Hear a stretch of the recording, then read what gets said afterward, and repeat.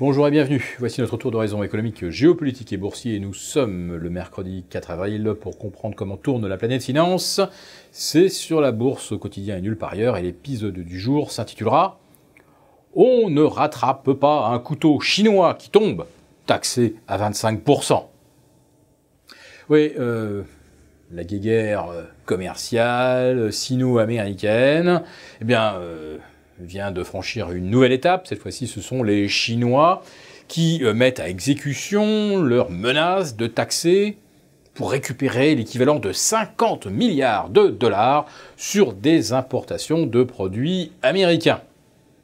Alors, il va falloir effectivement qu'ils en taxent beaucoup et très cher parce que la Chine, comme vous le savez, n'importe que 105 milliards de produits américains. Alors, pour récupérer 50 milliards de plus, il va vraiment falloir y aller.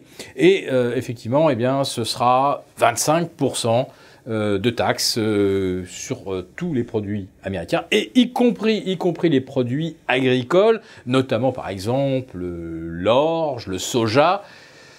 Et là, ça risque de faire assez mal aux producteurs de soft commodities. Alors, la Chine taxe, les Américains en font autant.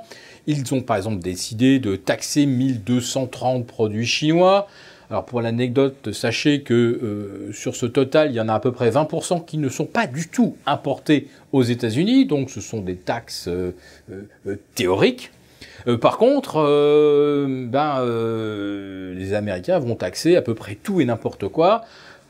Les diodes, on en trouve partout maintenant. Mais pas aux États-Unis parce qu'elles ne sont plus fabriquées là-bas. Seront taxées aussi les prothèses dentaires. Alors c'est vrai que ça a été le moyen trouvé par les orthodontistes américains pour baisser un peu la facture astronomique des soins dentaires, car aux États-Unis, des dents saines, c'est un marqueur social. Avez-vous jamais vu quelqu'un qui passe à la télé, un acteur avec des dents pourries aux États-Unis? Ça n'existe pas. Voilà, en tout cas la conclusion c'est que si les Américains taxent les produits chinois, ils vont revenir beaucoup plus cher aux consommateurs américains. Un consommateur américain qui n'en peut plus parce que son salaire ne progresse jamais, son pouvoir d'achat lui est constamment érodé par de nouvelles taxes locales, etc. Quand on parle de la grande taxe réforme de Donald Trump, ça ne touche pas toutes ces petites taxes qui affectent les petites gens aux États-Unis. La taxe réforme, c'est surtout pour les riches et surtout pour les ultra-riches, et notamment pour la famille de Donald Trump, comme je vous l'ai déjà expliqué. Voilà, donc on est peut-être rendu un petit peu au bout des capacités d'endettement des ménages américains, sans compter que la bulle immobilière rend également une acquisition quasiment intouchable, ou alors en sacrifiant complètement son mode de vie, en mangeant des pâtes et des patates tous les jours de l'année.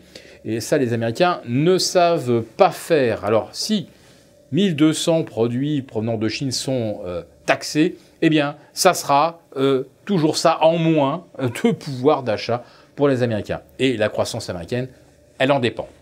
Alors, elle dépend aussi du nombre de gens qui sont salariés, qui touchent un salaire. Donc, aujourd'hui, nous allons surveiller l'indice ADP des créations d'emplois dans le secteur privé.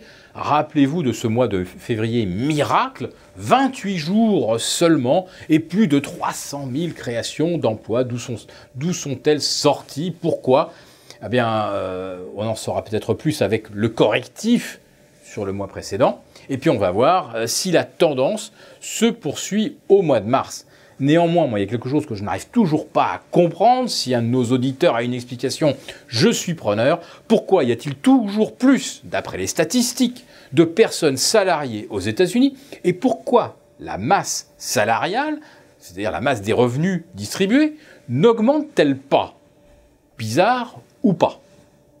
Maintenant, nous allons passer à l'aspect boursier des choses. La guerre commerciale, évidemment, c'est pas du goût de Wall Street. Hier soir, le Dow Jones a repris 1,6%. En préouverture, en cotation hors séance, il les repère intégralement.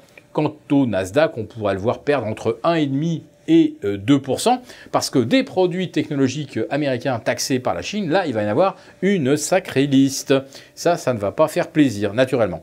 Et puis, de toute façon, comme je vous le disais hier, toutes les raisons qu'auraient eu les marchés de baisser depuis 2, 3, 4 ans, ces raisons n'ont jamais été prises en compte, puisque à chaque fois, le petit incendie était noyé sous des flots de liquidités.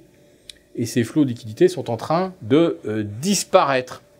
Et puis, je l'expliquais hier également, la hausse s'explique aussi parce que beaucoup d'opérateurs sont de purs cyniques, n'ont aucune opinion sur le fait qu'il y a ou pas de la croissance, qu'elle profite ou pas aux classes moyennes, aux classes aisées. C'est pas le débat, c'est on suit le mouvement. Si maintenant le mouvement est baissier, il n'y a pas de souci, on va suivre à la baisse.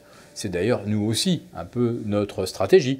Mais nous avons, par anticipation, pris des positions de couverture qui pourraient devenir franchement offensives si on voyait le CAC 40 repasser pour de bon sous les 5100, si on voyait le Dow Jones s'enfoncer sous les 23 800, pour de bon aussi, et le Nasdaq repasser sous les 6950, par exemple. Voilà. Donc, nous avons déjà fixé les limites à partir desquelles tout le monde et les chartistes, les premiers, seront convaincus que le marché devient baissier.